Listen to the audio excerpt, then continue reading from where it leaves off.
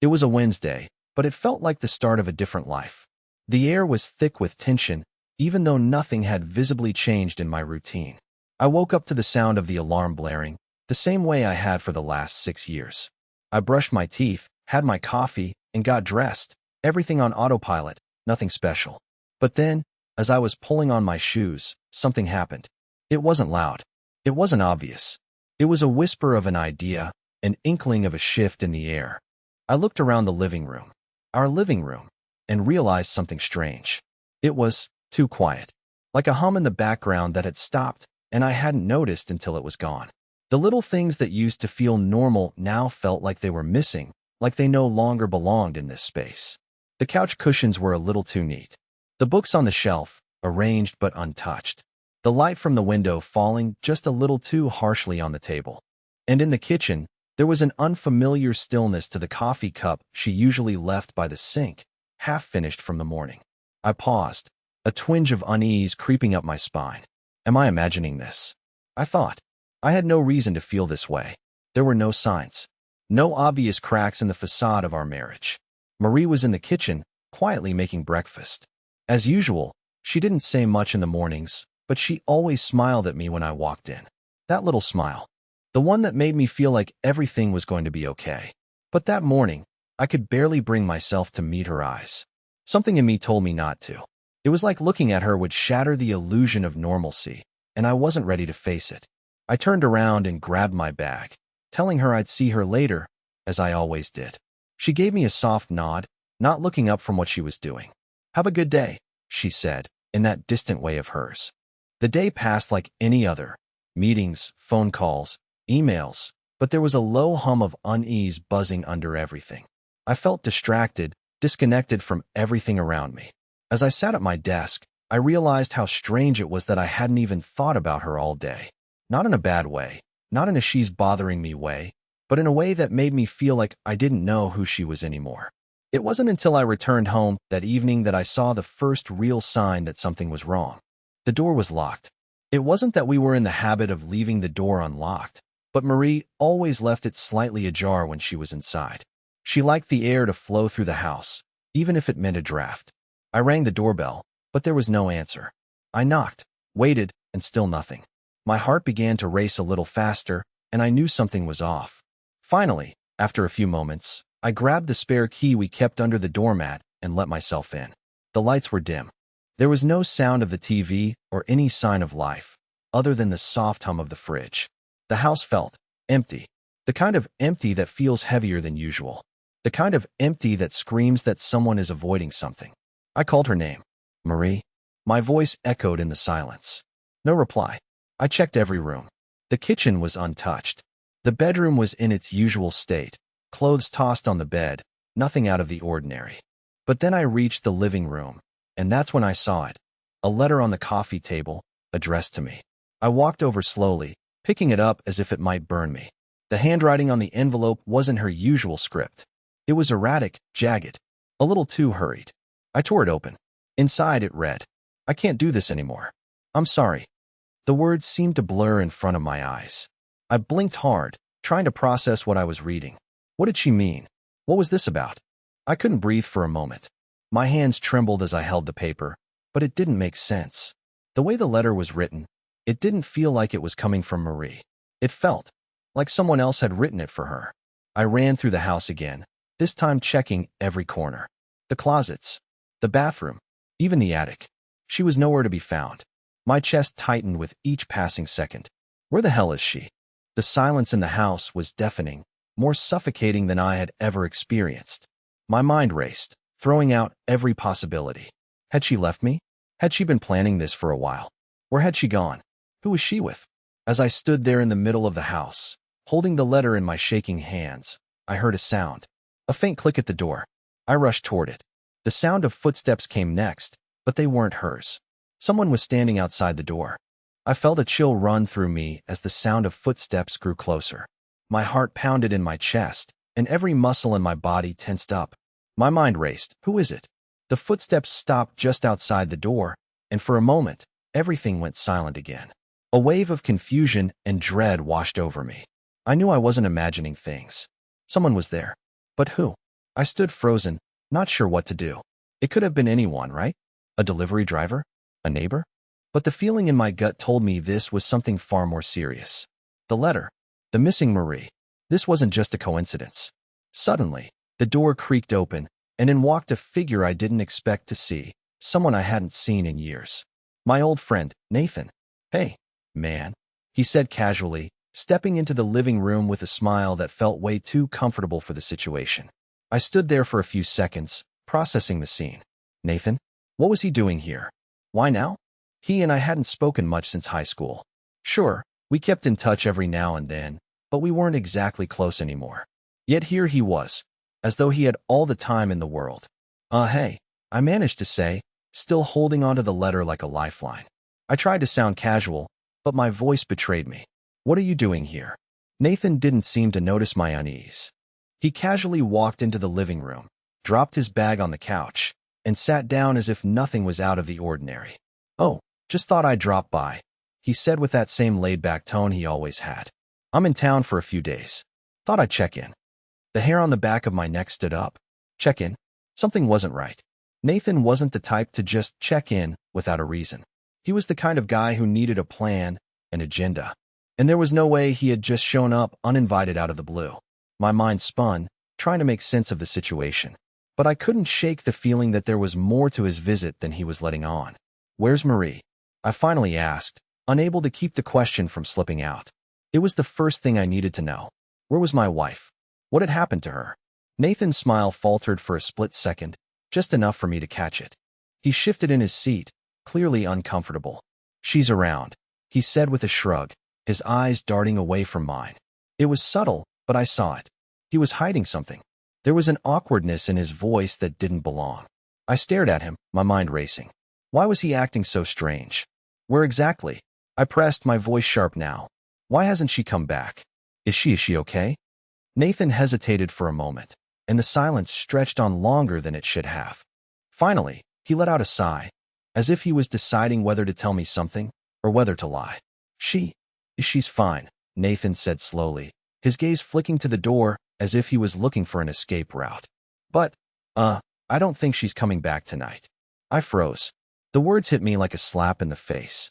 She's not coming back? I could feel my pulse racing. My head spun as I tried to process what was happening. Nathan wasn't telling me the full truth. I could feel it in my bones.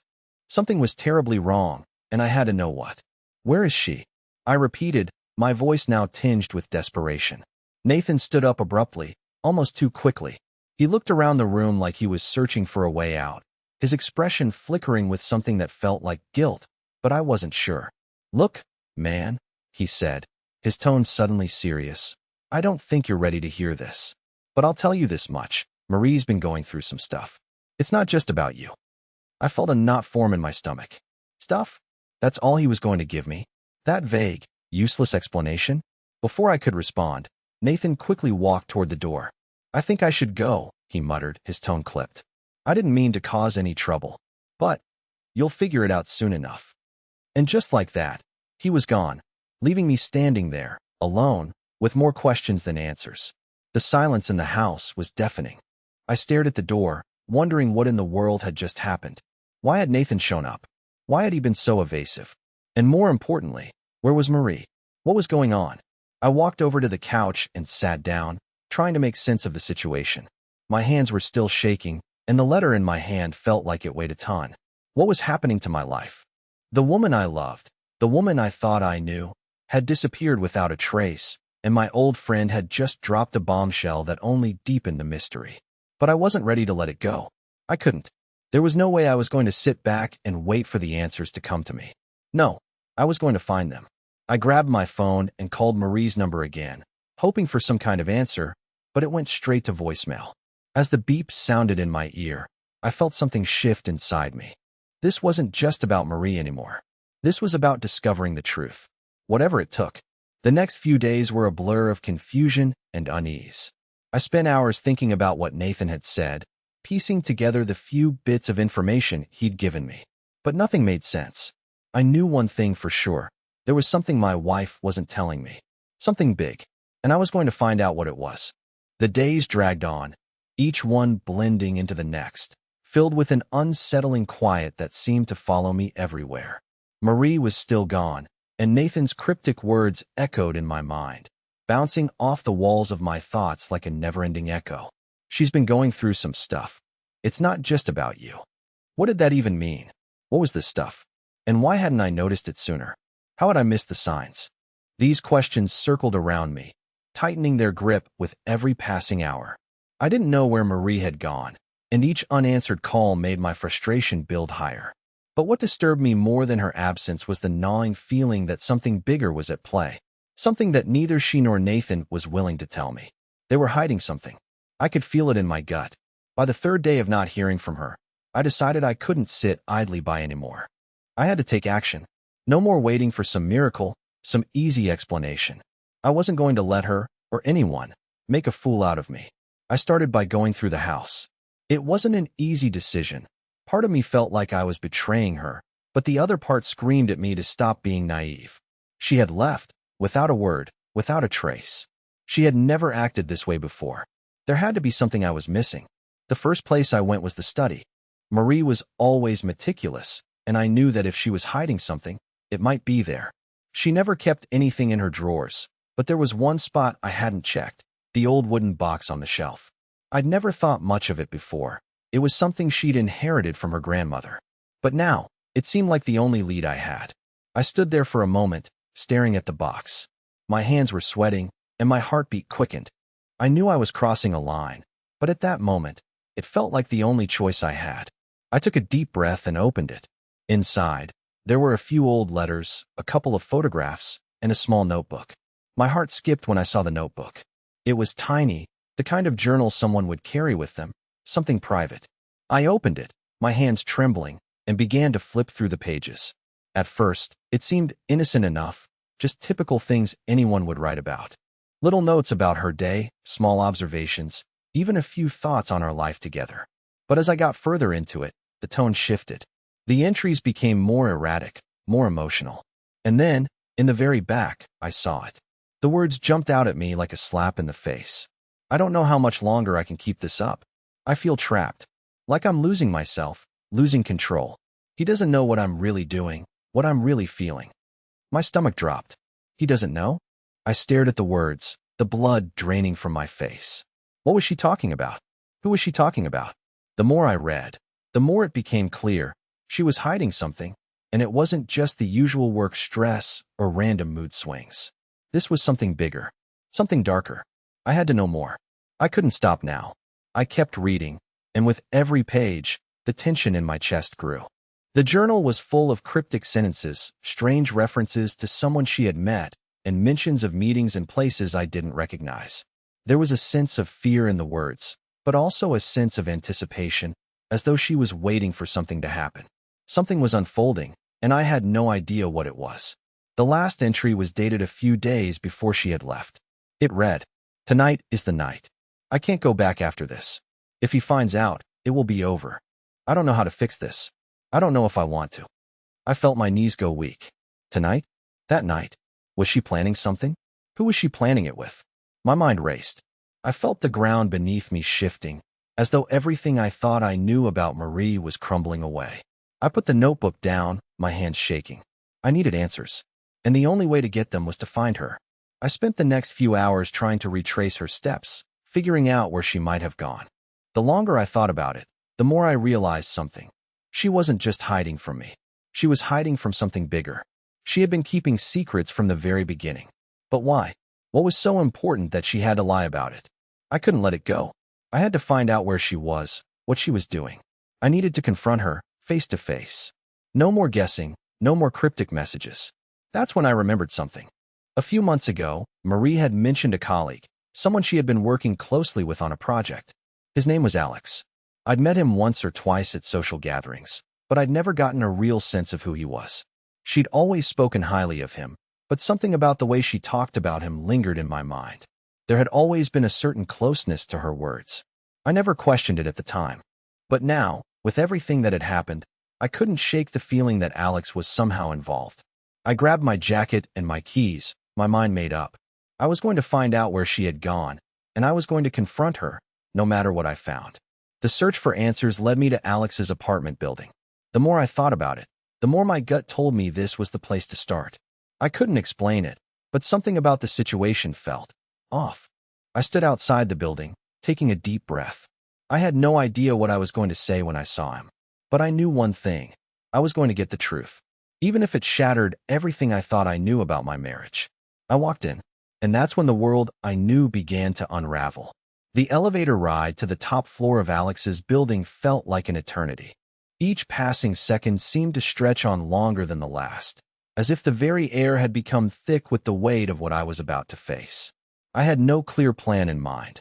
What would I even say to him? Hey, is my wife hiding here? Or perhaps, why is she keeping secrets from me? I couldn't think straight. My thoughts were spiraling. The journal, Marie's words, the feeling that had been gnawing at me for days now, the certainty that something was terribly wrong. I had no idea how deep this went, but I was about to find out. I could feel it in my bones. When the elevator doors opened with a soft ding, I stepped out into a long, dimly lit hallway. The building was older, with creaky floors and peeling wallpaper. It had a sense of neglect, like the kind of place people forget to take care of. My eyes scanned the hallway as I walked toward apartment 304. Each step felt like I was stepping further into an unknown world, one that didn't belong to me, one that Marie had kept hidden for reasons I was only beginning to understand. I reached the door, and my hand hovered over the knocker. I hesitated for a moment, wondering if I was doing the right thing. But the thought of Marie, my wife, out there somewhere, keeping secrets from me, pushed me forward. I knocked, the sound echoing off the walls. There was a long pause before I heard footsteps approaching from inside. My heart pounded in my chest, each beat thumping louder than the last. Finally, the door swung open, and there he was, Alex. He stood in the doorway, looking surprised but not completely shocked to see me. Hey, I said, trying to keep my voice steady. Can we talk? Alex's eyes flickered for a brief moment, his expression unreadable. He leaned against the doorframe and gave me a half-smile. Sure. What's up? I tried to read him, to figure out what he was thinking, but it was like trying to decipher a wall. Something about his calm demeanor only made the situation more unnerving. My fingers clenched at my sides, and I forced myself to speak. I need to know where Marie is, I said, my voice sharper than I intended. I've been looking for her. She's not answering my calls, not coming home. You're the last person I know she's been seeing. Alex's eyes narrowed slightly, but he didn't flinch. There was something unsettlingly nonchalant about his reaction. I don't know what you're talking about, he said, his voice steady. Marie hasn't been over here in a while. She's probably just busy with work, or... No. I interrupted, my frustration bubbling to the surface. No, something's wrong. I've been going through things, Alex. I've seen the way she's been acting, the way she's been avoiding me. And now you're telling me she's just busy? I don't buy it. Alex took a deep breath, clearly choosing his words carefully. Look, I get it. You're worried. But Marie's a grown woman. She doesn't owe me, or anyone, explanations about what she's doing. If she wants space, she's allowed to take it. His words stung, but I couldn't let him deflect me so easily. Space? I echoed, taking a step forward. This isn't about space. This is about her disappearing. About her lying to me. About something going on behind my back. And I need answers, Alex. He didn't answer immediately. For a moment, he just stood there, his eyes flicking toward the ground before meeting mine. There was a long, heavy silence between us, like he was weighing something in his mind. Finally, he sighed and stepped aside, opening the door wider. You'd better come in, he said quietly, stepping back. We need to talk. I walked inside without hesitation. The apartment was sparsely decorated, clean but bare. There was a faint smell of coffee in the air, but nothing that would indicate it was anyone's home, least of all someone who would host frequent visitors. There was a palpable tension in the room, as if the walls were holding secrets that no one wanted to reveal.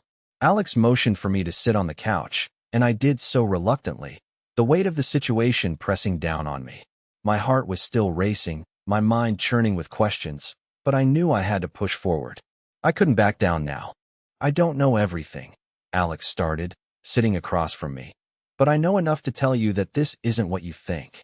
What do you mean? I asked, narrowing my eyes. What's really going on, Alex? What haven't you told me? Alex shifted uncomfortably in his seat. Marie, she's been under a lot of pressure. More than you realize. But it's not just about you. There's something else. My pulse quickened. What is it? What's going on? Who's she involved with?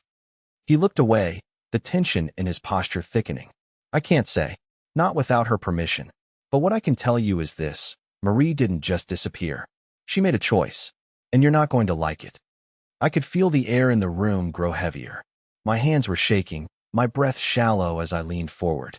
Tell me. I demanded, my voice raw with emotion. Tell me what choice she made.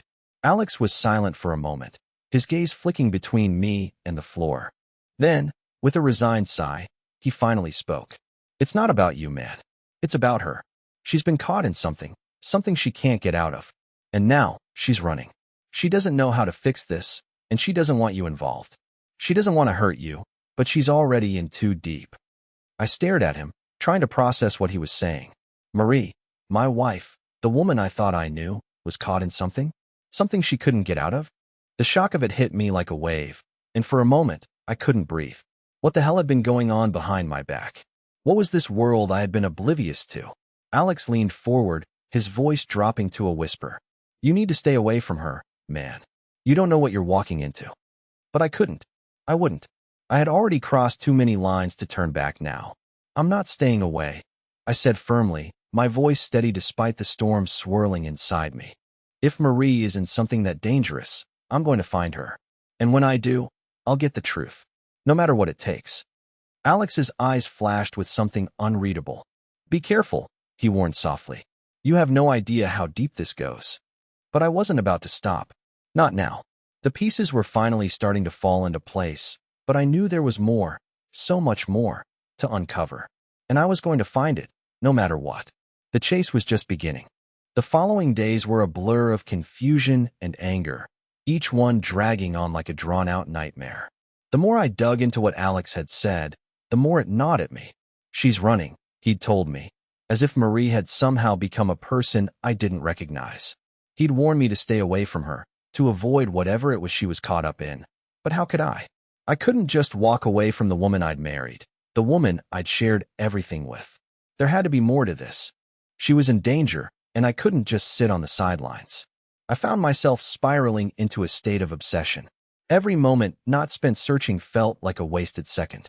The last few pieces of my life, the ones I thought were secure, dependable, had shattered. I couldn't let this go. My gut told me that if I did, I'd be left in the dark forever, never understanding what had truly happened. The first thing I did was check her phone again. I know it wasn't right, but desperate times call for desperate measures. This time, though, I was determined to find something more concrete. I hadn't found much before, just vague texts and vague conversations with people I didn't recognize. But maybe, this time, things would be different. I unlocked her phone and scrolled through the messages, heart pounding in my chest. The more I looked, the more I felt a sickening sense of dread building. There were names, people I had never heard of, talking to her about meetings, plans, and next steps. And there was one message that stood out above the rest. It was from someone named Vera. Tonight's the night. Are you ready? We can't afford any more mistakes. The hairs on the back of my neck stood on end. Tonight? What was she getting involved in? What had she done that required secrecy? And why hadn't I been told about any of this? I quickly sent a text to the number, hoping to get some answers. I didn't know who Vera was, but I needed to know. Where's Marie? What's going on? The minutes ticked by painfully slowly, but I didn't get a reply. I checked the message again. We can't afford any more mistakes. It was almost like she was involved in something bigger than I could imagine, something I wasn't supposed to know about. I spent the rest of the night staring at her phone, wondering how I'd missed all of this. How could I have been so blind? My mind replayed the past few months, looking for any signs of what might have been happening beneath the surface. But nothing. Everything seemed normal. Marie had been distant recently, sure, but she was still my wife. She still shared our life, or at least I thought she did. I couldn't sleep that night. I lay awake in bed, tossing and turning, my thoughts racing. What was she involved in? There were only a few people she trusted enough to confide in. Could Vera be one of them? And if so, why had I never heard of her? Was I the one kept in the dark all this time? By morning, the anxiety was almost unbearable. I couldn't shake the feeling that time was running out, that every second I wasted was another second I was missing in finding Marie and uncovering the truth. I made the decision to go back to Alex's apartment. There were too many unanswered questions now, and I needed clarity. I had to face him again. I couldn't keep going on a wild goose chase when the person who might know everything was standing right in front of me. As I drove to the building, my hands gripped the steering wheel so tightly my knuckles were white. I couldn't shake the feeling that I was about to cross a line I couldn't come back from. But then again, I'd already crossed it. It was too late to turn back now. I parked outside and approached the building. It was quieter this time, as if everything had settled into some eerie calm. But I knew better. It wasn't calm. It was just a lull before the storm. When I reached the door, I knocked harder than before, my hand hitting the wood with a force that startled me. I didn't care about politeness anymore. This wasn't a casual visit. This wasn't just about answers. This was about finding Marie, about knowing what the hell was happening to her. Alex opened the door slowly, his expression unreadable. But when he saw the fire in my eyes, he stepped aside without saying a word. I walked past him, straight into the apartment, my pulse quickening with each step. "You're not going to get anything by pressuring me," he said, his voice low and tight. But there was no hint of the confident, casual man I had met before. This time, there was something guarded in his voice, something desperate, as if he were trying to shield me from something I wasn't ready to understand. "I don't care anymore," I said, my voice hoarse. "I need to know everything. I'm not leaving here without answers." Alex let out a slow breath, running a hand through his hair. "You won't understand, man. It's too dangerous for you to get involved in. You don't know what this is. You have no idea who you're dealing with. I know I'm dealing with you, and I know I'm dealing with Marie. And right now, that's all I need to care about." I shot back, my frustration mounting. "I'm not asking for permission. I'm not walking away until I have answers." Alex finally looked at me, his gaze shifting between me and the door. "You think you want answers, but you really don't," he muttered, his voice tight with something I couldn't quite place. "Marie's been making choices, things you'll never understand. You're not going to like what you find, I'm telling you." The words hit me like a punch. Choices? What kind of choices? And why was he acting like this, like he was protecting something, someone from me? "I don't care if I like it or not," I snapped. "I need to know, and I need to know now." There was a long pause, a silence that seemed to stretch for eternity. Finally, Alex spoke, his voice barely a whisper. "You really want the truth? Fine. But don't say I didn't warn you. Marie, she's been involved in something illegal. Something she didn't choose at first, but something that pulled her in deeper. She's been working with people you don't want to know. Dangerous people. People who could tear everything apart if they knew you were asking these questions." The words hit me like a freight train. I felt the air leave my lungs, my mind reeling. Illegal? Dangerous people? What had she gotten herself into? But even more than that, what was I going to do now? Alex stood there, waiting for me to process what he had said. I wasn't sure if I was angry, scared, or numb. I wasn't sure about anything anymore.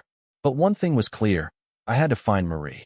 And I had to do it fast, before everything I knew came crashing down. I took a deep breath, trying to steady myself. "Where is she?" I asked, the words coming out almost in a whisper, like a prayer. Alex's words echoed in my mind, reverberating like a drumbeat that I couldn't escape. Illegal. Dangerous people. What had Marie gotten involved in? The questions were relentless, battering me from all sides. I couldn't breathe, couldn't think straight. Everything I thought I knew about my wife, about our life, was slipping through my fingers like sand. And yet, despite the horror of it all, I couldn't stop. I had to know more. I looked at Alex, waiting for him to say something, anything that would make sense of this madness. But he remained silent, as if waiting for me to process the words he had just dropped on me. He was right. I didn't understand what was going on. I didn't know the depths of Marie's involvement, or how deep this dangerous world ran. But I knew one thing for sure. I wasn't walking away. Not now. "I need to know where she is, Alex," I said again, more forcefully this time. "You've got to tell me." He took a deep breath, and for a moment, I thought he might refuse. But then his face softened, just a little, and he stepped back, looking as if he were weighing his options. "This is bigger than you think," he said quietly.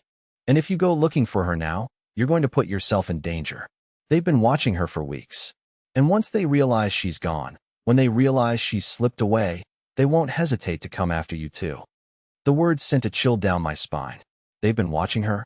My mind raced, trying to piece everything together. Who were they? And why had Marie kept this from me? Was she protecting me from something? Or was it something darker? Who are they, Alex? I asked, my voice low, barely above a whisper. Who's been watching her? Alex hesitated, his eyes flickering between me and the door, as if contemplating an escape route. I can't tell you everything. I just can't. But you need to understand, Marie didn't get into this on her own. Someone pulled her in. Someone with influence, power, and no mercy. The room felt colder as he spoke, the weight of his words sinking in like a stone. I stood there, frozen, trying to process the idea that the woman I loved had been caught in something so dangerous, so tangled, that it could destroy everything. What do you mean, no mercy? I asked, my voice trembling despite myself. Who was she involved with? Alex's face was tense, his lips pressed together as if the words were choking him. It's a network, he said finally, his voice barely above a whisper. A web of people, corrupt politicians, businessmen, organized crime. It's not just one group. It's a whole system, and Marie got wrapped up in it when she started helping them with their projects. They've been using her for information, for favors. And the deeper she's gone, the harder it's been to get out. She's been trying to protect you, protect herself, but she's in too deep. The walls seemed to close in around me as his words sank in. Marie, my wife, had been helping people like that? She was involved with criminals? I couldn't fathom it. I had never suspected. She had always been so loving, so supportive. How had she hidden this side of herself from me for so long? Alex stood up abruptly, pacing the room as if he couldn't stay still. It started small, you know. At first, it was just helping out a contact with some business dealings. A few phone calls, a couple of meetings. But then they started asking for more. They used her, manipulated her. And now it's a whole mess she's trying to get out of. But I'm not sure she can anymore. They've got a hold on her. And if they find out you're looking for her, they won't hesitate to silence you, too. The reality of what I was hearing hit me like a punch in the gut. I was in over my head. Marie was in over her head. And now I was in danger, too. But none of that mattered. I couldn't walk away. I couldn't let this happen to her. She was my wife. I had to save her. Where is she? I repeated, my voice steadier now, but still filled with desperation. Tell me where she is. Alex looked at me, his eyes full of regret. I can't give you an exact location, but I can tell you where to start. There's a safe house, one of the few places she feels safe. It's out of the city, hidden away. They keep it off the grid, but I know where it is. I can't go with you. They'll know I'm involved if I do. But you can't go alone. You'll need backup. I felt a surge of hope, mingled with fear. A safe house. Marie had been planning an escape, had been trying to break free. But she couldn't do it alone. And now, neither could I. Who can help me? I asked, the question barely escaping my lips. I knew it was risky, but I had no choice. I couldn't do this alone. Alex paused, his eyes narrowing as if he were considering something. You'll need someone who's dealt with this kind of thing before. Someone who knows how to handle dangerous people. Someone who can protect you, and Marie. I can give you a name. A guy named Leo. He's been on the outside of all this. He used to work with some of these people, but he's out. He knows the ins and outs. He'll know how to get you there. I nodded, swallowing hard. Leo. I didn't know this guy, but if he could help me find Marie, then he was my only option. Alex scribbled down a phone number on a piece of paper and handed it to me. Call him. But remember, this is bigger than you think. You'll be stepping into a world that doesn't care about you. If you're not careful, you might not make it out. So be ready.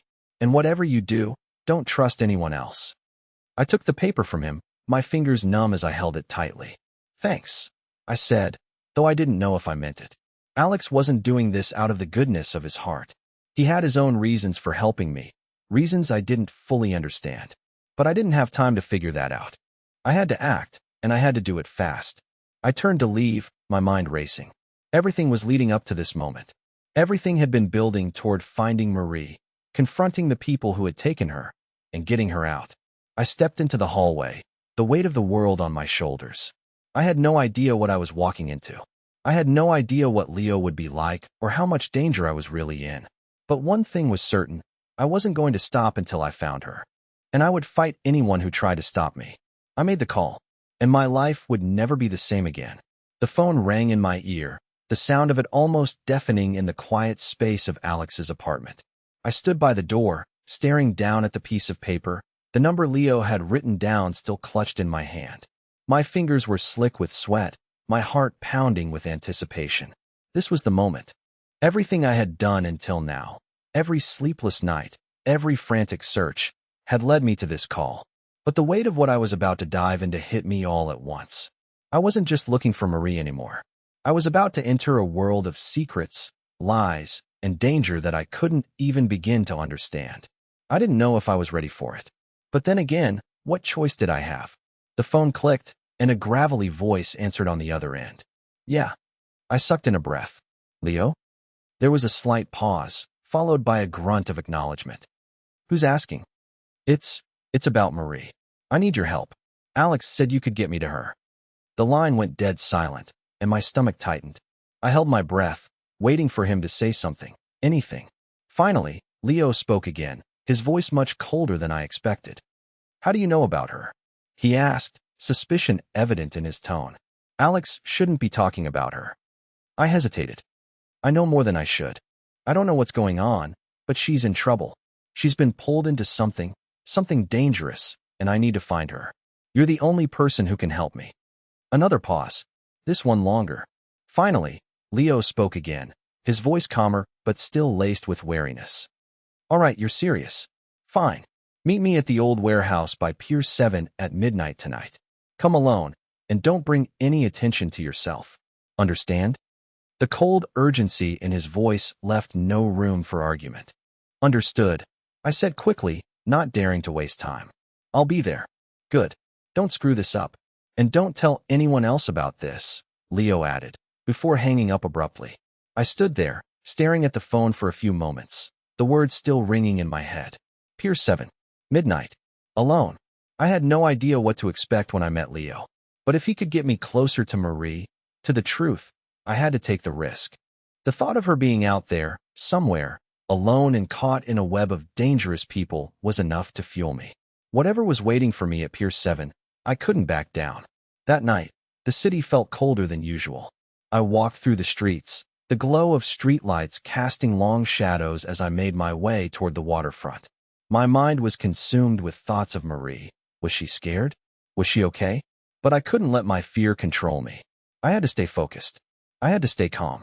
When I finally reached Pier 7, the warehouse loomed ahead, dark and silent. I glanced around, but there was no sign of Leo. The area was eerily quiet, the only sound the distant hum of the city and the occasional creak of the building in the wind. I approached cautiously, the hairs on the back of my neck standing up. I had no idea what I was walking into. As I neared the entrance of the warehouse, a figure stepped out from the shadows. I froze, but the figure didn't move forward. They just stood there, watching me. Leo, I called out, my voice steady despite the tension knotting in my chest. The figure didn't respond right away. Instead, they simply tilted their head, as if studying me. And then, with a slow, deliberate motion, the person stepped forward, revealing a tall man in a dark coat, his face shadowed by the brim of a hat. Yeah, I'm Leo, the man said, his voice rough but not unfriendly. You're the one who wants answers? I nodded, my pulse quickening. I need to find Marie. She's in danger. I don't know who else to trust. You're the only one who can help me. Leo studied me for a moment, his eyes flicking up and down, as if sizing me up. And you think you can handle it? He asked, his voice almost mocking. I didn't hesitate. I'll do whatever it takes. For a moment, Leo didn't speak. He just looked at me, his gaze piercing through the shadows. Then, finally, he gave a slight nod. All right, follow me. I followed him into the warehouse, the air thick with the smell of rust and decay. The space was cavernous, empty except for scattered crates and boxes. Leo led me down a narrow hallway, the sound of our footsteps echoing off the concrete floors. As we walked deeper into the building, I couldn't shake the feeling that I was stepping into a world I wasn't prepared for. Leo stopped in front of a steel door and turned to face me. This is where you find out what's been going on. But I need you to understand something first. His voice was low, serious. What you're getting into is dangerous. These people don't play by the rules. And once you're in, there's no going back. You need to know that. I nodded, my resolve hardening. I'm not backing down. Leo pushed open the door, revealing a small, dimly lit room. Inside, a few people were gathered around a table, their conversations muffled by the thick walls. They all turned to look at us as we entered, their eyes scanning me with a mixture of curiosity and caution. "Here's the man I was talking about," Leo said, motioning to me. "He wants answers, and he's got questions about Marie." A man at the table, older than the rest, stood up slowly. He was tall, with sharp features and a hard look in his eyes. "Marie," he repeated, his voice slow and deliberate. "You're looking for her? You sure you want to get involved in this? It's not just about you, you know." I took a step forward, my voice steady despite the gravity of the situation. "I don't care about anything else. I need to find her, and I need to know what's going on." The man studied me for a long moment before speaking again. "All right, you want answers? But understand this. Once you start asking, there's no going back. You'll be exposed to everything. All of it. The people she's been working for, the things she's done." His voice trailed off, as if weighing whether or not to continue. I didn't wait for him to finish. "Tell me," I demanded, the desperation in my voice breaking through. "Tell me where she is, and tell me what's happening." The man finally sighed, as if making a decision. "You'll get the answers, but be ready for what comes next. It's not just her life at risk anymore. It's yours too." The room fell silent as the man nodded to Leo, who stepped forward with a piece of paper in his hand. He handed it to me without a word, and I unfolded it, reading the address written on it. It was a location I knew well, the place where it all began. But this time, things were different. This time, the truth would be uncovered, and nothing would ever be the same again. The address in my hands felt heavy, like the weight of the entire world was pressing down on it. It was a place I knew all too well, a place from the past, the place where Marie and I had first started to build our lives together. But now, everything had changed. What had started as a search for answers had turned into a descent into a world of danger and deceit. And yet, despite everything, I still had one thing left: hope. The room felt suffocating as I stood there, the paper clenched tightly in my hand. The older man, Leo, and the others were watching me closely, waiting for my next move. I could feel their eyes on me, but I didn't care. I had come this far. I couldn't back down now. Without saying a word, I turned and made my way toward the exit. Leo and the others didn't try to stop me. They had given me the information I needed. The next step was mine to take. The journey to the address was a blur of anxious thoughts. My mind raced with the possibilities, with the fear of what I might find. But no matter how dark the thoughts became, there was one thing that kept me moving forward: Marie. She had been caught in this nightmare, and I was going to bring her back. I was going to fix this. As I pulled up to the familiar location, I saw the old building standing before me, its silhouette bathed in the fading light of the evening. I parked the car and stepped out, my heart pounding in my chest. This was it. This was the moment when everything would change. I walked up to the door and hesitated for a brief moment, gathering my courage. When I pushed it open, the familiar smell of the place hit me, the scent of old wood and memories. But this time, the air was different. This time, it smelled like the end of one chapter and the beginning of another. I called out her name. "Marie?" A soft voice echoed back from the shadows. "In here."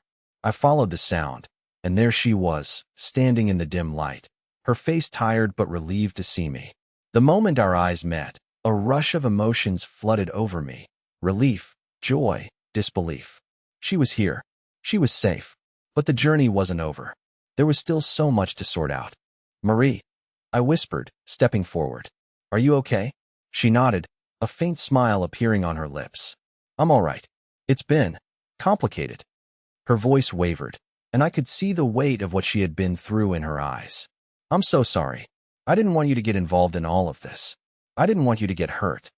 I took her hands in mine, pulling her gently toward me. "You don't have to apologize. I'm just glad you're here. We'll get through this, together." Marie looked up at me, her eyes filled with a mixture of guilt and relief. "I never meant for any of this to happen," she said softly. "It started so small, just a few phone calls, some meetings. But then I got in too deep. They started using me. And when I realized what I was really involved in, it was too late to back out." I brushed a lock of hair from her face, holding her close. "We'll figure it out," I reassured her. "No more secrets. No more running. We'll face whatever comes next, together. For the first time in days, I felt a sense of calm wash over me. The storm that had been raging in my mind for so long was beginning to settle. The answers I had been searching for were finally within reach. But more than that, I realized that the love I had for Marie hadn't changed. Despite everything that had happened, I was still here, standing by her side. And that was all that mattered. As we walked out of the building, the weight of the past few days began to lift. The danger wasn't over. We both knew that. But for now, we had each other. And that was enough. We had survived the storm, and now we could rebuild. The journey ahead wouldn't be easy. There would be challenges, and there would be more hard truths to face. But we would face them together. And with that thought, I knew, whatever came next, we would make it through. And in the end, that was the only thing that truly mattered.